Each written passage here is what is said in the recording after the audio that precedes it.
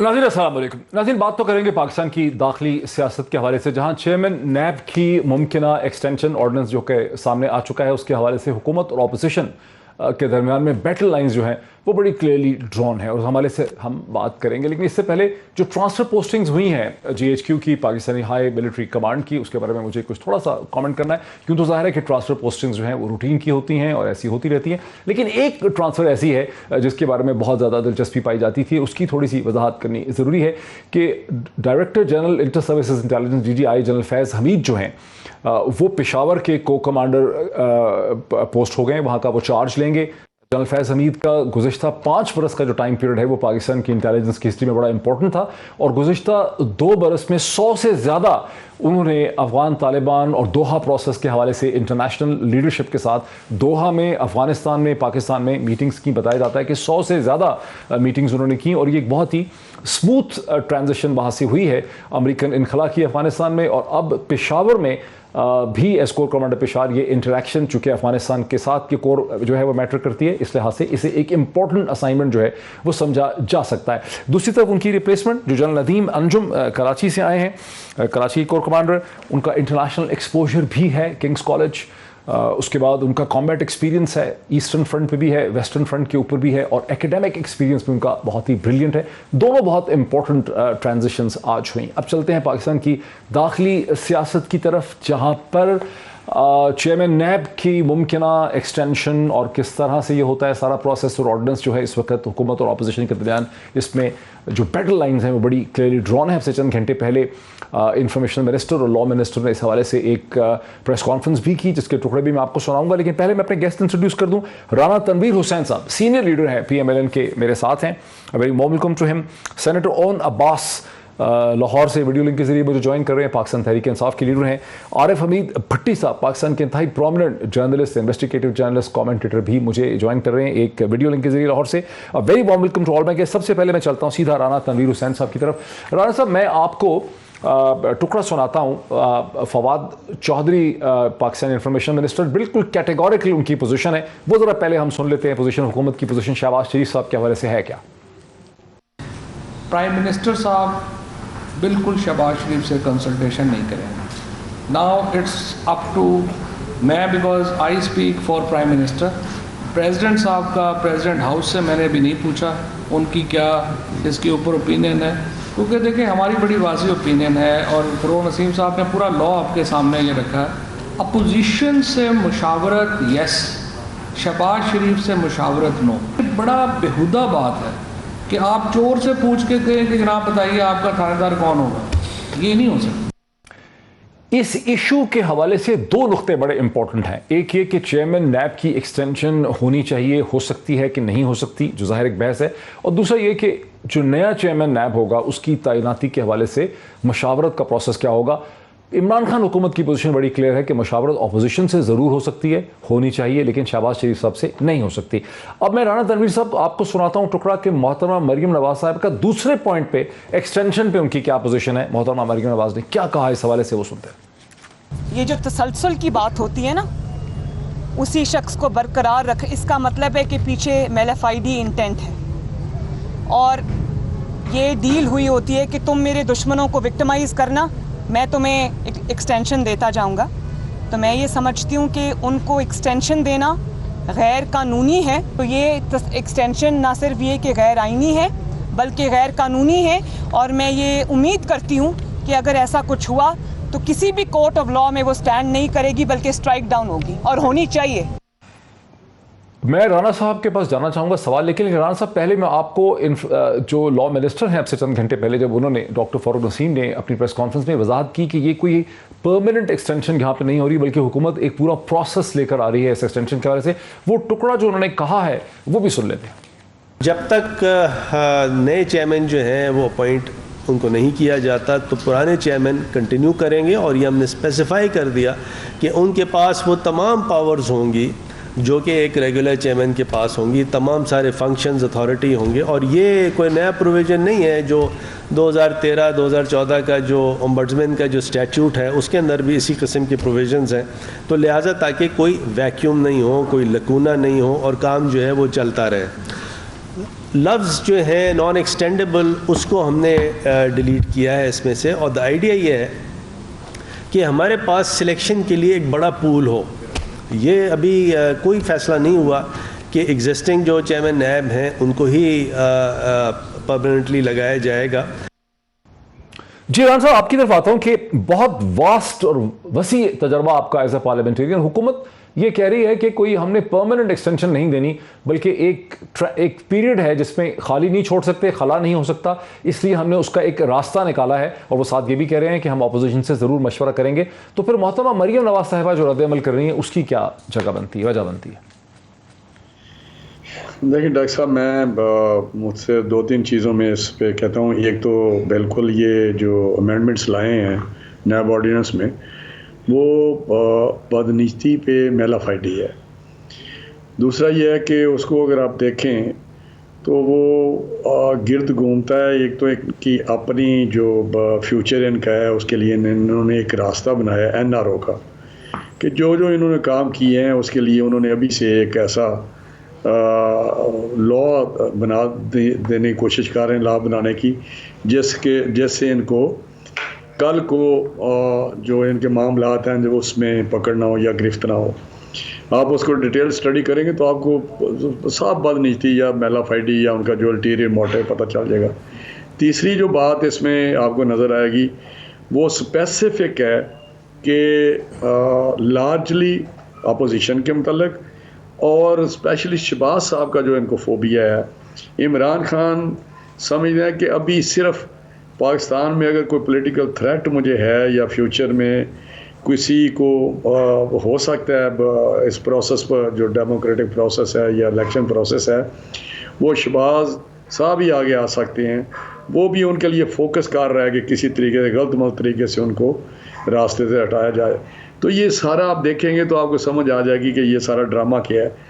बाकी रही बात जो आपने कहा कि चेयरमैन को एक्सटेंशन या उसकी रीअपॉइंटमेंट का जो जिक्र इन्होंने किया है, तो मैं समझता हूँ ये उस स्पिरिट के ख़िलाफ़ है।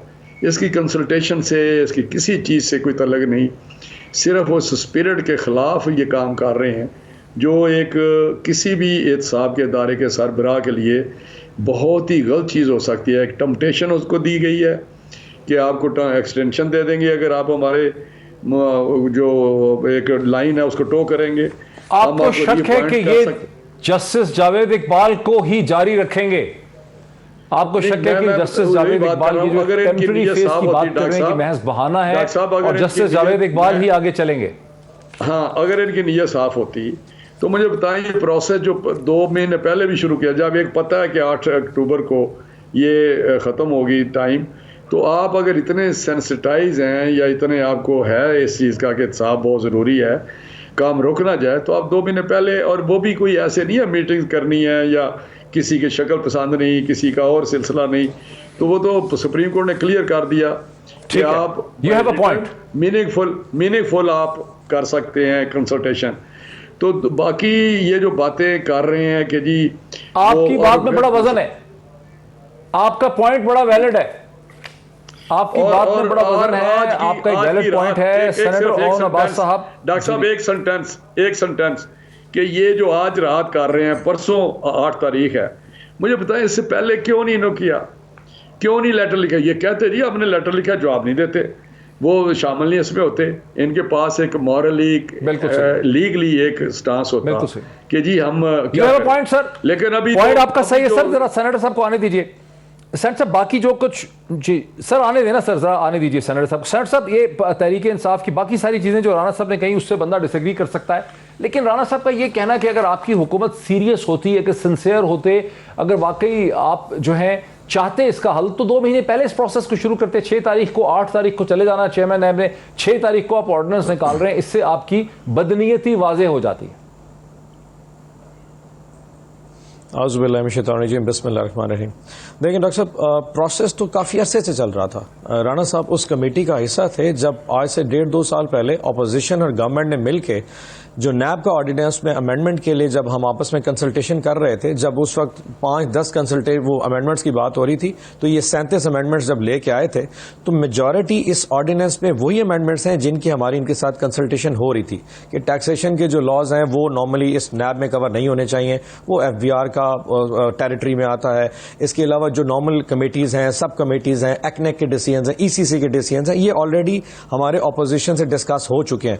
अदालतों के हवाले से जो आज ऑर्डिनेंस में आया है कि नई अदालती बनाई जाएंगे, अपना प्रेसिडेंट साहब बनाएंगे, हाई कोर्ट के रेलेवेंट हाई कोर्ट के जजेस से मुशावरत से वो बनाई जाएंगी, वो 3 साल के लिए वहां जजेस का तकर्रुर भी होगा। ये सारी चीजें पहले डिस्कस हो गई। इशू सिर्फ एक रह गया, वो extension of the NAB chief के हवाले से।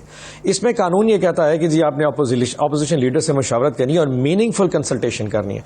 अब ये जो मीनिंगफुल कंसल्टेशन है सर, इसको थोड़ा डिफाइन कर लेते हैं कि अगर ऑपोजिशन लीडर कन्विक्टेड हो रहा है या कन्विक्शन में अभी उसका केस चल रहा है, तो इसके ऊपर कानून साइलेंट है।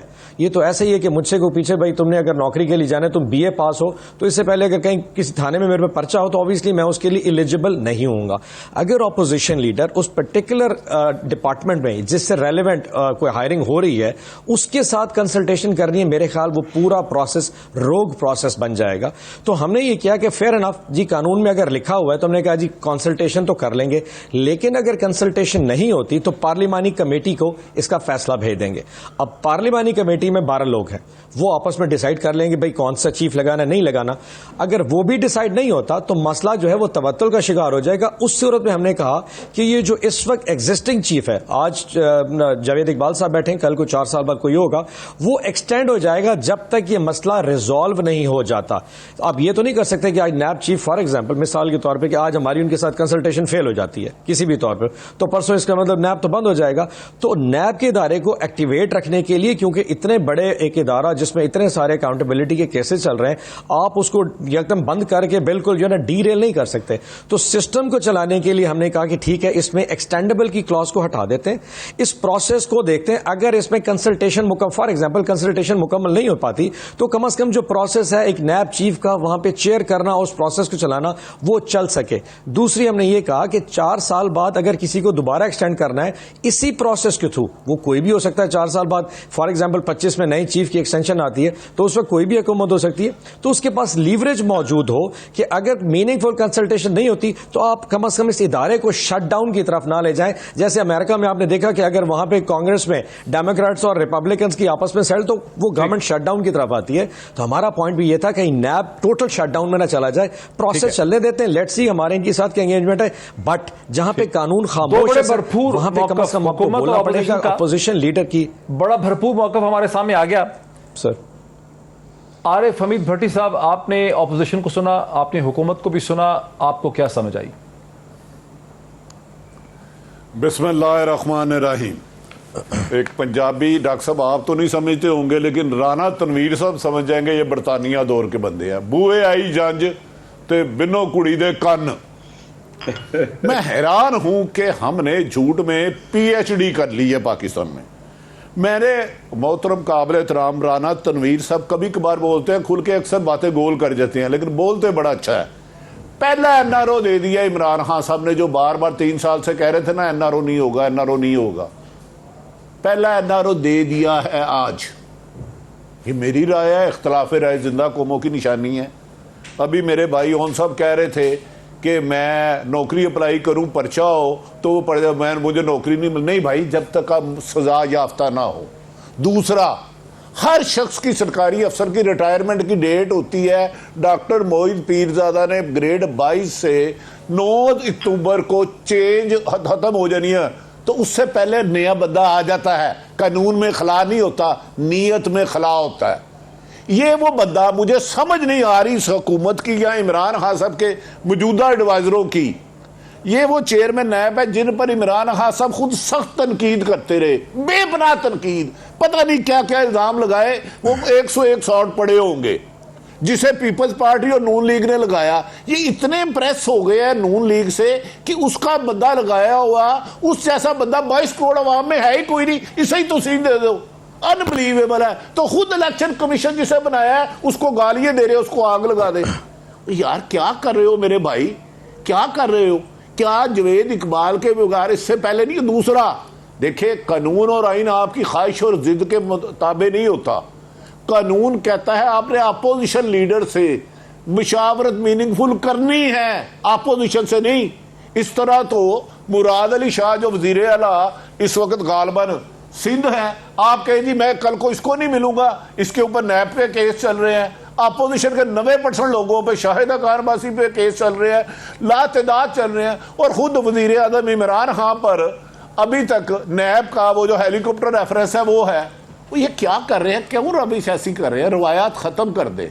और दूसरा ये आपको पता है इसमें कह रहे हैं कि जब तक अब ब्यूरोक्रेसी को नहीं पूछेंगे, आप कस्टम में रहे हैं, दुनिया में एक करप्शन स्थापित कर दे जो करप्शन ब्यूरोक्रेसी की सरकारी अफसर की मिली भुगत के बगैर होती हो, एक करप्शन। मैं इस चैलेंज कर रहा हूं टीवी पे। मैंने बाहर से कस्टम में अभी एक मैं प्रोग्राम में बता रहा था, डॉक्टर साहब माफी चाहता हूं आप कस्टम में रहे हैं, मेरे एक दोस्त ने इक्विपमेंट मंगाया बाहर से, उसकी 1 करोड़ रुपया ड्यूटी थी, उसने कस्टम वाले को 10 लाख रुपए दिए, 10 लाख उसकी ड्यूटी लगाई करोड़ की जगह, एक बंदे ने 90 लाख रुपया हुकूमत का चोरी कर लिया। इनकम टैक्स वाले भी यही कहते हैं, मुझे भेजते हैं 10 करोड़ टैक्स लगेगा, 10,000 पे बात डन हो जाती है। वो खुदा का वास्ता है, इनफैक्ट के 3 साल अपोजिशन सारी भुगत गई, अब बारी किसी और की थी। तो मेरा ख्याल है ये नामुनासिब है। इमरान खान से कम हमें ये उम्मीद नहीं थी। भाई आप पहले करें, शहबाज शरीफ आपको अच्छे लगते हैं, नहीं थी ये। अब इस पे राइट ऑफ रिप्लाई, इस पे राइट ऑफ रिप्लाई जो है ना वो हुकूमत ही का बनता है। सेनेटर ऑन अब्बास साहब बहुत ही शदीद तनकीद की है आपकी हुकूमत के कंडक्ट के ऊपर आरिफ हमीद भट्टी साहब ने। जी डॉक्टर साहब, जज्बात को 1 मिनट के लिए साइड पे रखते हैं, भट्टी साहब के तमाम जज्बात को साइड पे रखते हैं। उन्होंने जनरलाइज करके डिस्कशन की। पॉइंट यह है कि ऑपोजिशन लीडर से मुशावरत, अगर इसको डिफाइन करते हैं, अगर ऑपोजिशन लीडर पे केस कन्विक्टेड अगर नहीं है तो क्या यह साबित नहीं कि अगले 6 या 8 माह पे वो कन्विक्टेड हो जाएगा?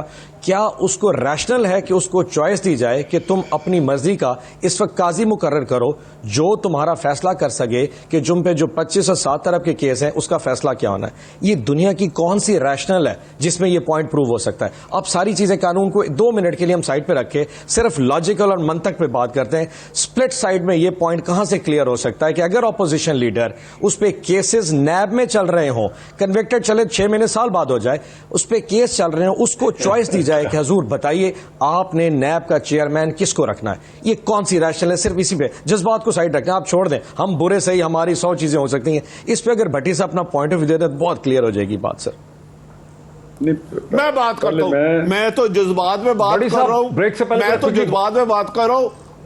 नहीं, मैं जज्बात में कर रहा हूं। उन साहब एक के बरोही वाले दलाइल दे रहे थे, एतजाज ऐसे वाले दलाइल दे रहे थे जिसका वजूद ही कोई नहीं है। अनबिलीवेबल है यार, मैं 30 साल साफत में हो गया, ऐसे दलाइल नहीं देते। या आप उसको कानून को बदले, मैं तो छोटा हूं सर आपसे, आप उस कानून को बदले, आप उस कानून को बदले। कानून आपकी जिद और ख्वाहिश के ताबे नहीं है, कानून आपकी जिद और ख्वाहिश के ताबे नहीं हो सकता। कायदे आजम ने कहा था सरकारी अफसर का काम है आइन और ब्रेक में ले लूं। इस नोक झोंक में राना तनवीर हुसैन साहब की बारी मारी गई है, लेकिन मैं राना पर चलूंगा एक ब्रेक के बाद और मजीद इस डिस्कशन को आगे बढ़ाते हैं। एक ब्रेक के बाद बहुत इंटरेस्टिंग डिस्कशन है आफ्टर द ब्रेक। नाज़रीन वेलकम बैक। चेयरमैन नैब की एक्सटेंशन होनी चाहिए, नहीं होनी चाहिए, बदनीयती पे है, ये ज़रूरत है, इसके हवाले से आपने नोक झोंक देखी सेनेटर ऑन अब्बास और जनाब आरिफ हमीद भट्टी साहब के दरमियान। आपने, मैं चलूंगा राना तनवीर हुसैन साहब की तरफ। राना साहब, यकीनी तौर पर आपने बहुत ही तहम्मुल से, बहुत ही पेशेंस से आपने ये नोक झोंक सुनी है और आपका इस पर एक पर्सपेक्टिव भी है। लेकिन मैं आपको अब से चंद घंटे पहले जो डॉक्टर फारूक नसीम ने प्रेस कॉन्फ्रेंस की, उसमें जो उन्होंने प्रोसेस वजह किया है, उन्होंने अपना जो एक एक्सप्लेनेशन दी है कि वो क्या करना चाह रहे हैं, किस तरह से ये मशावरत हो सकती है, उसके हवाले से मैं एक छोटा सा टुकड़ा भी आपको सुनाता हूँ, वो सुन लीजिए, फिर उसे भी इनकॉर्पोरेट करें अपनी डिस्कशन में। चेयरमैन नैब की जो तैनाती है वो करेंगे सदर Pakistan after consultation with both leaders of the house and opposition.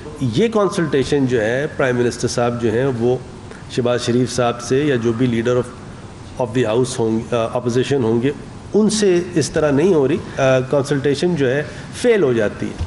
तो फिर होगा ये कि एक पार्लिमानी कमेटी बनेगी। पार्लिमानी कमेटी जो है उसी तरह बनेगी जैसे ECP के जजेस हजरात, मेंबर्स हजरात की तैनाती के लिए होती है। और वो पार्लिमानी कमेटी जो है वो स्पीकर साहब जो है नेशनल असम्बली के, वो तश्कील देंगे। 6 गवर्नमेंट ट्रेजरी बेंचेस से, 6 जो हैं अपोजिशन बेंचेस से, और वो ये देखा जाएगा कि कितनी प्रोपोर्शन है अपोजिशन की और मेंबर्स ऑफ द ट्रेजरी की। राणा साहब, आप तो लाइफ लॉन्ग पार्लियामेंटेरियन हैं, वसी तजर्बा रखते हैं पार्लियामानी पॉलिटिक्स का। जो doctor Farooq Naseem law minister कह रहे हैं, इस पे क्या खराबी नजर आ रही है? नहीं, मुझे पहले तो मैं ये कहना चाहता हूँ डॉक्टर साहब कि इनकी अपनी कंट्राडिक्शन इतनी है कि वो कहते हैं कि जी वो लीडर ऑफ अपोजिशन से कंसल्टेशन करेंगे प्रेसिडेंट साहब। आप मुझे बताएं, president again act on the advice of prime minister, unless कि ये हो कि president in his own discretion काम करेंगे, तो वरना वो जो आर्टिकल है इसका 48-49 वो उसमें है कि act on the advice of prime minister. लिहाजा वो प्राइम मिनिस्टर एक पोस्ट ऑफिस है, उसका कोई फ़ायदा ही नहीं है। दूसरा, खुद ही आपको पता चल गया, इससे रिफ्लेक्शन हो रही है इस अमेंडमेंट की जो कर रहे हैं कि जो भट्टी साहब ने कहा है उसको सपोर्ट आई है कि प्राइम मिनिस्टर जो इस वक्त हैं उनको शहबाज शरीफ साहब की शक्ल पसंद नहीं है। प्रेसिडेंट साहब कर सकते हैं कंसल्टेशन, लेकिन वो नहीं कर सकते। ये इससे अलावा इससे ज़्यादा और क्या चाहिए आपको, कोई एविडेंस सबूत बदनिश्ती का कि प्रेसिडेंट ऑफ पाकिस्तान कौन है? ये आपने एक इंटरेस्टिंग नुक्ता ढूंढा है।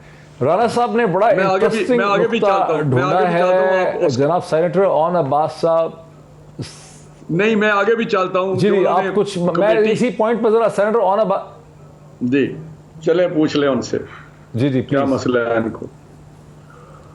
देखिए सेनेटर साहब, ये भी राणा साहब ने एक बड़ा दिलचस्प नुक्ता उठाया है कि पहले तो आपकी पार्टी का और वज़ीर आज़म का असूली मौक़िफ़ ये था कि चूँकि शहबाज शरीफ साहब जो हैं उन पे इल्ज़ाम है, वो मुल्ज़िम है, इसलिए उनसे मुशावरत करना मुनासिब नहीं है। अब जो लॉ मिनिस्टर ने बात की है उससे ये है कि नहीं, प्राइम मिनिस्टर तो मुशावरत नहीं करेंगे, लेकिन प्रेसिडेंट ऑफ पाकिस्तान जो कि एक तरह से एक्ट करेंगे on behalf of the prime minister, वो शहबाज शरीफ से मुशावरत और कंसल्टेशन कर सकते हैं। सो अपने ही इस्टेब्लिश किए हुए प्रिंसिपल को आपने डिमोलिश कर दिया। नो डॉक्टर साहब, इसमें ना थोड़ा सा ना कॉन्ट्रडिक्शन इस हवाले से है कि जो असूल वजह है एक्ट में, नैब के जो ऑर्डिनेंस में, वो तो अपनी जगह मौजूद है। अब उसमें लिखा हुआ है कि ऑपोजिशन लीडर ही से मुशावरत होनी है। तो प्राइम मिनिस्टर का था कि मैं ऑपोजिशन लीडर से कर सकता हूं, शहबाज शरीफ साहब से नहीं कर सकता। ये दोनों को अलग-अलग देखना शुरू कर दें। अब आज जो फारूक नसीम साहब कह रहे थे कि ऑर्डिनेंस में ये चीज उन्होंने डाल दी है कि फेयर इनफ, अगर कानून में लिखा हुआ है तो ऑपोजिशन लीडर से मुशावरत प्रेसिडेंसी कर लेगी, प्राइम मिनिस्टर अपने मौके पे कायम है। क्योंकि कानून में ये होता है कि लॉ मिनिस्ट्री नॉर्मली करती होती है, तो लॉ मिनिस्ट्री बेसिकली रिप्रेजेंट करिए प्राइम मिनिस्टर को। तो प्रेसिडेंट साहब जो नॉर्मल एक तरीका कार है उससे उनसे पूछ लेंगे अगर वो मुशावरत करना चाहेंगे, विच वी पर्सनली फील कि वो हो नहीं सकती, क्योंकि उनकी तरफ से जो भी नाम आएगा, कह रहे हैं कि ये तरीका ऑर्डिनेंस के जरिए निकाला गया है। नहीं, ये ऑर्डिनेंस के थ्रू आएगा ना, बेसिकली ये तो एक्ट ऑफ पार्लियामेंट 90 दिन के अंदर आके अप्रूव होगा ना, बाद में पार्लियामेंट में आएगा। अभी तो लेकिन हमारा पॉइंट जो मेलाफाइटी का लफ्ज़ राणा साहब ने जवाब दे दिया आपकी बात, हम समझते हैं शहबाज शरीफ साहब मेलाफाइटी है इसमें। अगर डॉक्टर साहब मैं आप पे छोड़ता हूं, अगर उनके जवाब से आपने नुक्ता तो इंटेलिजेंट उठाया था, लेकिन नहीं मैं सेनेटर साहब ने उसका जवाब दिया है कि ये तरीका वजह किया गया है, ये मैकेनिज्म बनाया गया है। जवाब उन्होंने ये भी कहा डॉक्टर साहब, सेनेटर साहब ने कि प्राइम मिनिस्टर नहीं करना चाहता उनसे, लिहाजा उन्होंने ये तरीका निकाला कि प्रेसिडेंट साहब कर लें। तो मैं कहता हूँ अगर आप उनके जवाब से मुतमईन हैं डॉक्टर साहब, आप खुद मेरा पॉइंट सर समझ लीजिए, मैंने कहा नहीं मैं जी sir with all due respect, मैंने कहा अपोजिशन लीडर से करना चाहते, शहबाज शरीफ साहब से नहीं करना चाहते सर। नहीं, ये उन्होंने नहीं कहा। उन्होंने लीडर ऑफ अपोजिशन तो वो हैं, बाकी रही बात ये इसको जो मर्जी बात करते रहे, बात वही है कि प्राइम मिनिस्टर जो है वो ईगो के नीचे दबा हुआ है, वो अपनी सेल्फ जो एक उनका है जिद है क्या है उस पर वो जो ताबिया आप लफ्ज़ इस्तेमाल किया था भट्टी साहब ने कि ईगो का ताबिया नहीं होता कानून सिस्टम, कोई ये सिस्टम है। बाकी कभी भी दुनिया में किसी जगह नहीं हुआ कि किसी FIR की बेस पे किसी, फिर इन्होंने एक और सेनेटर साहब ने बात बड़ी मजेदार की कि काजी वो खुद अपॉइंट नहीं कर सकता। भाई काजी चेयरमैन इज नॉट ए काजी, काजी वो अदालतें हैं जिनके पास जाना है प्रोसिक्यूटर या किसी ने लेके केस अपना रेफरेंस, उसने फैसला करना है। वो अलहदा एक है, ये तो एक अपना मुकदमा लेके जाना है। बाकी रही उन्होंने कमेटी की बात की है, ठीक है, कमेटी में फिर मैं कहूंगा वो रिफ्लेक्शन है बदनीति की कि 6 बंदे हैं, वहां नहीं फैसला होगा। लिहाजा ये जो इस वक्त प्रेजेंट चेयरमैन है वो कंटिन्यू करे। यार खुदा के लिए इस प्रेसिडेंट में चेयरमैन में क्या ढूंढ लिया है, कंट्रोवर्शियल चेयरमैन है, उसकी अकाउंटेबिलिटी रोल गई है। बड़ी साहब को आने दीजिए, ठीक, बड़ी साहब को आने दीजिए। बड़ी साहब, बहुत से लोग ये भी समझते हैं, बहुत से सिविल सर्वेंट से बात हुई, वो समझते हैं कि हुकूमत ने एक रीजनेबल मैकेनिज्म रख दिया है, खासा मुनासिब मैकेनिज्म रख दिया है, जिसमें ऑपोजिशन की भी तमाम चीजों को एड्रेस कर दिया गया। आपको क्या लग रहा है? देखिए, मेरे लिए ऑन साहब भी काबिल एहतराम है, राना तनवीर साहब भी। मैं इसीलिए कोशिश करता हूँ कि जहाँ पॉलिटिशियन हो वहाँ नहीं आना चाहिए सहाफ़ी को, क्योंकि उन्होंने हर हाल में अपनी जमात को डिफेंड करना होता है। ये मुमकिन ही नहीं कि PTI वाला अपनी क़यादत को डिफेंड ना करे, नून वाला ना करे, पीपल्स पार्टी वाला ना करे। मैं तो सख्त इख्तलाफ कर रहा हूँ। अब अपोजिशन कहती है इमरान हाँ वज़ीर आज़म नहीं है, सिलेक्टेड है, पहले दिन से कहती है, लेकिन ये सच है वो वज़ीर आज़म है, मुल्क के आइन और कानून के मुताबिक आया वज़ीर आज़म है, उन्हीं के पास ही वज़ीर आज़म के इख्तियारात है। इसी तरह अपोजिशन भी लीडर को इसी असम्बली ने बनाया है, मैंने और आपने नहीं बनाया। हमारी बदकिस्मती है, हमने किसी एक जमात को डिफेंड करने की बजाय ना, क्योंकि PTI का आपको पता है सोशल मीडिया है, आप कुछ करेंगे तो आपको पता भी नहीं चलेगा आपके बारे में क्या क्या चलेगा, अल्लाह इनको और हदायत दे। तो मेरे ख्याल में इसे तोसी देने की ज़रूरत नहीं थी। जैसे इमरान खान माजी में एक बातें करते थे, मैं कोई 25-30 सालों से उन्हें मिलता हूँ, अब उन्होंने अपनी राय चेंज कर ली है। तो इमरान, मैंने पहले एक लफ्ज़ कहा है कि मौलाना फजलुर रहमान हुकूमत सारी कह रही है कि इमरान खान सिलेक्टेड है, हम नहीं मानते। भाई इनके कहने की क्या हैसियत है, जब मुल्क के आइन और कानून के मुताबिक असम्बली में उन्होंने वज़ीर आज़म बन गए। इसी तरह इन्हें यह भी सोचना चाहिए कि केस तो हज़ारों लोगों पर चल रहे हैं, किस किस से मुशावरत नहीं करोगे? आपके 2 वजीर 4 वजीर हैं जिनके ऊपर केस चल रहे हैं, फिर उन्हें वजारतें क्यों दी, या उनसे वजारतें छीन ले, कैबिनेट सारी छीन ले, किस किस पे नहीं? ये मैं नाम गिनाने गिनूं तो मेरी उंगलियां खत्म हो जाएगी। शाहिद अकार अब्बासी पे केस, एहसन इकबाल पे केस, आसफ अली जरदारी पे केस, फरियाल तालपुर पे केस, अपोजिशन तो सारी है, और हुकूमत पे भी बहुत सारे लोगों पर है, जो नाम है परवेज खटक, उन पर केस। तो उन्हें वजीर दफा इतनी अहम आपने दे दिया यार, अनबिलीवेबल है कि अपोजिशन लीडर नहीं मान रहे, मुल्क का दफा उस वजीर को दे रहे हैं। बहुत से लोगों पे इल्जाम है, सेनेटर खान साहब खुद प्राइम मिनिस्टर के ऊपर केसेस हैं। अभी जो ये सो कॉल्ड पेंडोरा बॉक्स सामने आया है, इसमें बहुत से कैबिनेट मेंबर्स, बहुत से लोगों के ऊपर, मिनिस्टर्स, उन सब के ऊपर इल्जाम लग गए। उनको तो प्राइम मिनिस्टर ने हटाया नहीं, अपनी एक्सप्लेनेशन देने के लिए कहा है। तो जो प्रिंसिपल आप शहबाज शरीफ पे इस्टेब्लिश कर रहे हैं उसको तो खुद भी वायलेट कर रहे हैं।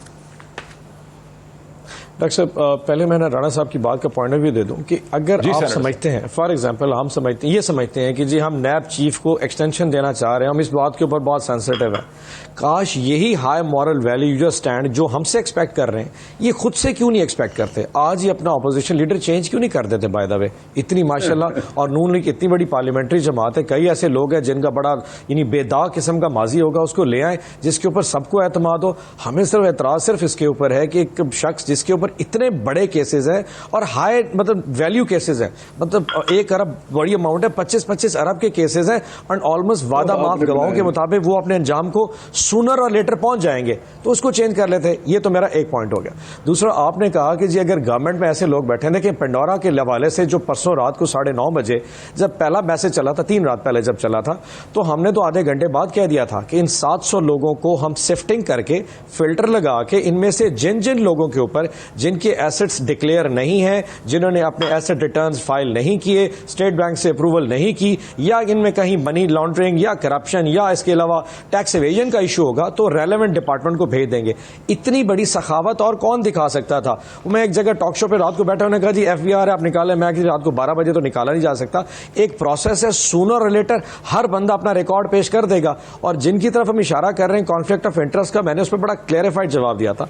शौकत तरीन साहब was the first first minister and सबसे हाई वैल्यूड मिनिस्टर है जिसने रात को 10:30 बजे 12 इंटरव्यू दिए थे, रात को 10 से लेकर 12 के दरमियान। उसने कहा जी 3 कंपनियां, ₹1 की फाइनेंशियल ट्रांजैक्शन कोई नहीं, 2015 में, और वो इन्वेस्टमेंट हुई भी कोई नहीं। स्टेट बैंक की अप्रूवल थी, मेरे रिटर्न्स में फाइल है। इसके बाद अब उसमें क्या कहना बनता था? अगर आप इसका कंपैरिजन करेंगे पैनोरामा से, I think that is being unfair. उसमें सिटिंग प्राइम मिनिस्टर की अपनी बेटी और अपने बच्चे उसमें इन्वॉल्व थे, नीलसन और नेस्कॉल के डायरेक्टली बेनिफिशियरी थे, and they lied throughout, 6 महीने झूठ बोलते रहे। सो वो केस डिफरेंट था, इसका पोर्टफोलियो डिफरेंट बनता है। So there are no comparison. इसके अलावा बाकी जिन अफराद का कहा था, प्राइम मिनिस्टर ने कहा सबसे पहले मेरे मिनिस्टर्स ही आएंगे जो इस प्रोसेस से गुजर के जाएंगे, and they have to have a valid answer. उनकी डॉक्यूमेंटेशन, उनका रैशनल पूरा क्लियर होगा, उसके बाद आगे चलेगी। थोड़ा सा स्पेस और टाइम तो दीजिए। पहले दिन एक इन्वेस्टिगेटिव जर्नलिज्म के अखबार के ऊपर उठा के सबको को नैब भेजना था ना, शुरू कर दे। हफ्ते 10-15 दिन में बहुत सारी चीजें आएंगी। और जितना एक आजकल मीडिया आजाद है डॉक्टर साहब, राणा साहब को जवाब देगा। मैं झूठ बोल भी दूं कि फलाने मिनिस्टर का फलाना कागज है, इट विल कम आउट। कितनी देर लगेगी निकलने में? ब्रेक से पहले राणा साहब को 1 मिनट ब्रेक से पहले, राणा साहब क्विक रिस्पांस, ब्रेक से पहले quick response. Very interesting. Senator साहब बड़ी मजेदार खुद ही कंट्राडिक्शन किए जा रहे हैं। कह रहे हैं शहबाज साहब नहीं फैसला कर सकते चेयरमैन का, प्राइम मिनिस्टर उस कमेटी का हेड है, अदारे इनके ताबे हैं, FIA FBR जो उसके मेंबर हैं, और वो फैसला करेंगे अपने मिनिस्टर्स का। मुझे चले बताएं, शौकत तरीन को छोड़ें, परवेज जो खुसरू बख्तियार है, नैब में केस नहीं मुल्तान में पड़ा हुआ, किसने रोका है? इन्होंने रोका हुआ है। वो केस छोड़ दें, अभी उसका पंडोरा में भी आ गया है लीक्स में। अब बाज लोग तो इतने हैं, ओपन एंड शट केस है, मुझे नहीं समझ आती कि ये क्या चाहते हैं, क्या इनको साबित करके दें कि आपकी आधी कैबिनेट करप्ट है। आपने कमीशन बनाया वीट पे, आपने कमीशन बनाया चीनी पे, आपने कमीशन दवाइयों पे बनाया, कुछ निकला आज तक? बंदे किधर रहे? गायब हो गए हैं, क्योंकि वो पैसे अरबों लेके गायब हो गए। तो ये छोड़े इनकी बातें। यही NRO दिया है इन्होंने अपने आप को, जो इनको खौफ है कि कल को हमारी तो जमानतें जब्त हो जानी है, जब हम इधर होंगे तो फिर हमारा हशर सारी ज़िंदगी हम जेलों में ही गल जाएंगे। तो मैं समझता हूँ ये NRO इन्होंने दिया है, ये अमेंडमेंट सासी की है, जिससे हर चीज़ ही ख़त्म कर दी है। मुझे भट्टी साहब ने बिल्कुल ठीक कहा है, कोई करप्शन पब्लिक ऑफिस होल्डर की, मेरी बात सुन लें, किसी ब्यूरोक्रेट के तावन के बगैर हो सकती नहीं। मैं आपको बता रहा हूँ, कमाल करते हैं, कहाँ से समरी आती हैं, कहाँ से फाइलें आती हैं, कौन करता है? अगर समरी आ जाए ना नेगेटिव, डॉक्टर साहब आप तो रहे हैं कस्टमर, नेगेटिव समरी आ जाए, किसी की जरूरत ही नहीं, किसी को सही कह रहे हैं, अगर समरी ही नेगेटिव आ जाए, तो समरी नेगेटिव आ जाती है तो कोई पॉलिटिकल एग्जीक्यूटिव फैसला नहीं कर सकता। आप बिल्कुल सही फरमा रहे हैं। एक ब्रेक में राणा साहब और साथी नाजरीन को भी बताऊंगा कि जब हम पॉलिटिकल पोजीशन सुनते हैं तो फैसला नाजरीन ने खुद करना होता है, सुनने वाले ने अपनी जजमेंट करनी होती है। बिकॉज जाहिर है कि जो पॉलिटिकल पार्टीज के नुमाइंदे हैं वो अपनी अपनी पार्टीज का एक मौक़िफ़ और पर्सपेक्टिव सामने रखते हैं, हम उसे सुनते हैं गौर से, फैसला आपने खुद करना है। ब्रेक लेते हैं, ब्रेक के बाद डिस्कशन को आगे बढ़ाते हैं आफ्टर द ब्रेक। नाज़रीन वेलकम बैक। नाज़रीन, चेयरमैन नैब के हवाले से तो बहुत बहस हो गई, उस पर आपने अपोजिशन का मौक़िफ़ भी सुना, हुकूमत का मौक़िफ़ भी सुना, एक इंडिपेंडेंट थर्ड पोजीशन जनाब आरिफ भट्टी साहब की वो भी हमारे सामने आ गई। आज पाकिस्तान के वज़ीर दाखिला जनाब शेख रशीद साहब ने जब मोहतरमा मरीम नवाज़ साहिबा ने अदालत के बाहर बहुत से कॉमेंट्स किए तो उसके कुछ और ही मतलब निकाला शेख रशीद साहब ने शहबाज शरीफ साहब के हवाले से, PMLN के अपने अंदर की जो फॉल्ट लाइन्स हैं उसके हवाले से, उसे भी सुन लेते हैं। वो क्या मामला है? जब मैंने कहा था नून से शीन निकलेगी तो आप मेरा मजाक उड़ाते थे। देखे ना वो कोर्ट में गई है, क्या बयानियां लेके जा रहे हैं। इस मुल्क की सलामती का सवाल है और पाक फौज और उसके अदारे इस मुल्क की सलामती के ज़ामन है। इक़्तिदार के भूखों को कुछ नहीं मिलेगा इंशाअल्लाह ताला, और ये पछताएंगे। और यही लोग हैं जो अपने आप को मरवाएंगे और फंसाएंगे। एक्चुअली नहीं चाहती भतीजी के चचा का कोई रास्ता, और निकलेगा भी नहीं, लेकिन ज़रा कंपनी की मशहूरी के लिए अगर ये अदारों को निशाना बनाना चाहते हैं तो कोई फ़र्क नहीं पड़ेगा। Welcome back. राणा साहब, मैं आपकी तरफ आता हूँ कि जो शेख रशीद साहब ये इशारा करते हैं कि भतीजी नहीं चाहती कि चचा को कोई भलाई हो और इसी वजह से वो इदारों को निशाना बनाती हैं। ये भतीजी और चचा की जो मसलसल बात होती है, हुकूमत की तरफ से इल्ज़ाम लगता है, इस पे आपका क्या मौक़िफ़ है? शेख साहब, मैं शेख साहब का क्या कहूँ, अब वो बस ऐसे ही हैं। ये क्या उनके माजी भी देखें जिस तरह तारीफ़ें करते थे, जिस तरह मियाँ साहब को ये कायद आज़म सानी समझते थे, उनको निजात दिंदा समझते थे। सारी चीज़ें आपके सामने हैं। मैं समझता हूँ पार्टी के कायद हैं। वो 1990 की सियासत की बात कर रहे हैं आप? वो बहुत कुछ इन्होंने क्या क्या हुआ, किस तरह हुआ, क्या मैं बताऊं, क्या अनफोल्ड करूं, क्या क्या जेब में डालते रहे, ये छोड़े, मैं क्या ऑनेस्टली डिस्गस्टेड। लेकिन एक बात है कि मतलब शेख साहब क्रेडिबल नहीं है, तो ये जो चचा और क्रेडिबल लफ्ज उनके लिए छोड़ दें, उनको छोड़ ही दें। ऐसा कुछ भी मैं आपको ये समझ जाना चाहिए कि PMLN के कायद नवाज शरीफ साहब हैं। जो वो फैसला करते हैं, जो वो बात करते हैं, उसके सारे फॉलोअर हैं। चाहे शहबाज शरीफ साहब हों, चाहे मरियम बीबी हों, कोई भी हो हमारी पार्टी के जितने भी हम लोग हैं। तो मैं समझता हूँ ये पार्टी में कोई बात, इनकी पार्टी में PTI, पीपल्स पार्टी, इधर उधर सारी पार्टीज चलते रहते हैं, कोई बातें शातें, लेकिन मैं इस पर कोई ज़्यादा कमेंट नहीं करना चाहता। लेकिन पार्टी नवाज शरीफ के इसका मतलब क्या है कि शहबाज शरीफ साहब जो 3 दफ़ा पंजाब के चीफ मिनिस्टर रह चुके हैं, जिनको डिलीवर समझा जाता है कि वो बहुत ज़बरदस्त मैनेजर हैं, डिलीवर करते हैं, बड़े मेगा प्रोजेक्ट्स उन्होंने किए, टाइम एफिशिएंसी, उनकी अपनी जुदागाना कोई आज़ादाना सियासी हैसियत है ही नहीं है, ये कह रहे हैं आप सर? नहीं, इस तरह नहीं। हर कोई देखे ना, आप कहें कि जुदागाना, मेरा भी एक कैरियर है जिसमें पॉलिटिक्स में मैंने इन्वेस्ट किया है, अपने फिज़िकली इन्वेस्ट किया है, लोगों की खिदमत की है, अपने इलाके की खिदमत की है, पार्टी के ज़रिए की है। तो मैं समझता हूँ कि ये बात कहना कि फ़लाँ का कोई नहीं है, फ़लाँ का नहीं है, इसको आप इस तरह तकसीम तो नहीं कर सकते। पार्टी मिल के ही एक ताकत होती है, सब मिल के उसके जितने लोग होते हैं। अगर आप कहें कि आज इनके कुछ लोग निकाल दें PTI के, तो इमरान खान साहब करते रहे तकरीरें कंटेनर पे चढ़ के, कुछ भी नहीं निकलेगा। 2018 में किस तरह निकला, जब पार्टी में कुछ लोग आए ऐसे और वो हो गया। तो मैं समझता हूँ ये बात नहीं है। आपको भी पता है कि जिस तरह नवाज शरीफ साहब चले हैं, उन्होंने खिदमत की है पाकिस्तान की, फिर जब प्राइम मिनिस्टर बने, बहुत सारी चीज़ें ऐसी हैं। आज जिसकी चीज़ की बात करते हैं, डिफेंस को जितना मजबूत नवाज शरीफ साहब ने किया है, वो जब एटमी धमाके हुए, जो बजट देने की बात है, या लंबी बात है, तो बहुत सारे ऐसी चीज़ें हैं। थंडर की बात करते हैं तो उसका भी देखेंगे तो वो भी एग्रीमेंट नवाज शरीफ साहब के टाइम पे हुआ, उन्होंने किया। तो ये लंबी डिस्कशन है, तो बड़ी कंट्रीब्यूशन है। इसलिए मैं समझता हूँ कि ये चीज़ें इस तरह नहीं देखनी चाहिए। भट्टी साहब, नून का हमेशा से मौक़िफ़ है कि सिर्फ एक लीडर है, शहबाज शरीफ साहब की कोई अलग से जुदागाना हैसियत नहीं है, यही बात समझ आती है। लेकिन हुकूमती ज़राए, इंडिपेंडेंट एनालिस्ट मसलसल देखते हैं कि शहबाज शरीफ साहब जो हैं, उनकी अपनी एक अहमियत है, उनकी एक हैसियत है, और इस मुल्क के बहुत से इदारे, बहुत सी जो पावर सेंटर्स हैं, वो शहबाज शरीफ साहब को बहुत एक मुख्तलिफ नज़र से, उनको एक बेहतरी की नज़र से देखते हैं। अच्छा डॉक्टर साहब, मुझे अब 2-3 मिनट दे दीजिए। मैंने आपसे पहले ही कहा था कि बदकिस्मती है, हमारे पॉलिटिशियनों ने हुकूमत करनी है, जो भी आएगा उसने अपनी पार्टी के कलमे पढ़ने हैं, डिफेंड करने हैं, ये जुर्रत ही नहीं। आज मेरे ख्याल में राना साहब ने फरमाया कि हमारे पार्टी का असल लीडर नवाज शरीफ है। ओ भाई, वो तो सजा याफ्ता कायद है ही नहीं, सदर शहबाज शरीफ है। आईनी और कानूनी तौर पे वो सदर है, उसका हुक्म चलना चाहिए। ये नवाज शरीफ जो कर रहे हैं गैर आईनी, गैर कानूनी कर रहे हैं। जो इलेक्शन कमीशन में वो लिखेगा अपने आप को सदर, इलेक्शन सारे बिम्बर इनके उड़ा देगा, जमात बैन कर देगा। अब ये राना साहब की नून लीग मेरे खिलाफ हो जाएगी।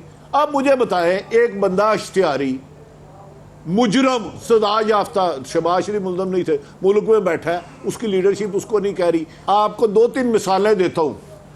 मरियम नवाज साहबा ने कहा मैं इस गुनाह में शामिल नहीं थी, एक्सटेंशन के गुनाह करार दिया। गुनाह कहता है गुनाह कर उस जगह खुदा ना हो जिस जगह, या वो जगह बता जहां खुदा ना हो। ये तो पूरी मुस्लिम लीग नून बताए उन्होंने गुनाह क्यों किया है, मैंने तो नहीं सफाई देनी। उस पर हमजा शहबाज साहब ने कहा नहीं, जो पार्टी क़यादत के मुताबिक, पार्टी मफाद और मुल्फी मकाद के मुताबिक फैसला किया गया, तो हमजा शहबाज ने साथ ही बोला कि नहीं, हम अदारों को मजबूत करना चाहते हैं, अदारों को कमज़ोर करके हुकूमत में नहीं आना चाहते। और मेरे भाई ये कहते हैं कि इन्होंने डिफेंस को मजबूत किया, और पाकिस्तान की तारीख में पहले आर्मी चीफ थे, उनका नाम मुशर्रफ था, जिसको गिरफ्तार करने के लिए राना मकबूल को एयरपोर्ट में भेजा गया। डॉक्टर साहब, खुदा के लिए मैं इसीलिए कह रहा हूं, हमें बनाया करें एनालिस्टों में। राना साहब मेरे बरतानिया दौर के बुजुर्ग हैं, हो सकता है कल मसा मुझे उन्हें मिलना भी पड़े, लेकिन बदकिस्मती है कोई भी लीडर अपनी जमात के बारे में बात नहीं कर सकता। मुझे बताए ना, जिसको कानून और आइन उन्हें बनने की, या तो इलेक्शन कमीशन में सुबह रजिस्टर करा दे नून लीग, ठीक रजिस्टर बड़ा वजन है इस बात पे। With my apologies to senator Aon Abbas साहब, जिनको अभी तक बोलने का मौका नहीं मिला इस सेक्शन में, लेकिन बड़ा जरूरी है कि राणा साहब ये बात में तो बहुत ही ज्यादा वजन है। ये बात आप आरिफ भट्टी साहब की कैसे डिनाई करेंगे कि नवाज शरीफ साहब जो हैं वो एक प्रोक्लेम्ड ऑफेंडर हैं, मफरूर हैं, खुद मोहतरमा मरियम नवाज साहिबा को सजा हुई भी है, वो तो चले उनको, वो लोग सियासत में फ्री हैं, लेकिन ये तो आपकी बात की कानूनी और कॉन्स्टिट्यूशनल हैसियत तो बड़ी मशकूक है जो आप कह रहे हैं कि लीडर हमारे नवाज शरीफ ही हैं, शहबाज शरीफ मैटर नहीं करते। यहाँ मेरी बात सुने, भट्टी साहब ने जो बात की है वो किसी और पर्सपेक्टिव में कर रहे हैं। मैं कौन सा कह रहा हूँ कि इमरान खान जो हैं वो नवाज शरीफ साहब से चेयरमैन नैब पे बात करें, उनका वो हमारी पार्टी के लीडर हैं। नहीं वो तो ये कह रहे हैं कि आपका ये कहना कि लीडर हमारे नवाज शरीफ हैं, इसकी कोई कानूनी हैसियत नहीं है। आपको पब्लिक प्लेस पे ये नहीं कहना चाहिए कि आपके लीडर नवाज शरीफ हैं, ये आपकी दिल की ख्वाहिश हो सकती है, इसकी कानूनी हैसियत कोई नहीं है। आप नहीं आप मेरी पहले बात सुने।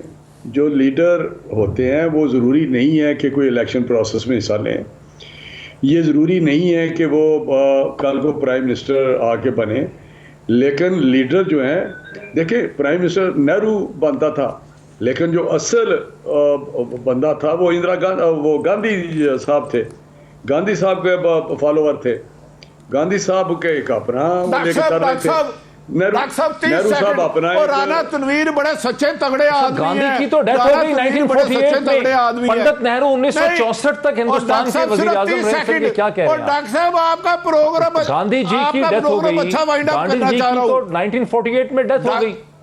डॉक्टर साहब आपका प्रोग्राम अच्छा वाइंड अप करना जी के सदर मानते हैं। नहीं, राणा हमारे सदर वो पूछ रहे। सर साहब योर लास्ट वर्ड।